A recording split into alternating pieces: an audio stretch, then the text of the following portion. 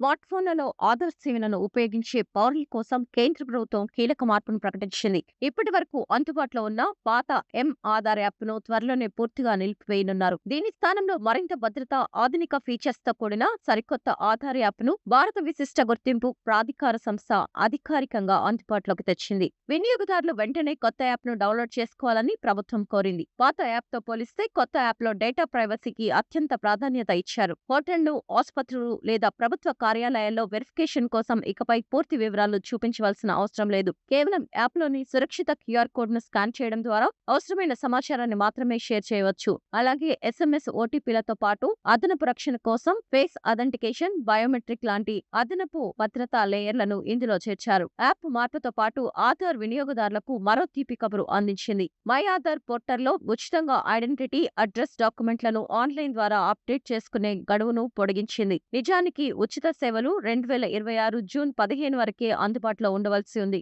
కానీ తాజాగా జారీ చేసిన ఉత్తర్వుల ప్రకారం పౌరులు తమ వివరాలను 2027 జూన్ 14 వరకు ఎలాంటి రుసుము లేకుండా ఉచితంగా అప్డేట్ చేసుకోవచ్చు. గూగుల్ ప్లే స్టోర్ లేదా యాపిల్ యాప్ స్టోర్ ద్వారా అధికారిక కొత్త యాప్ను డౌన్లోడ్ చేసుకోవచ్చని అధికారులు తెలిపారు.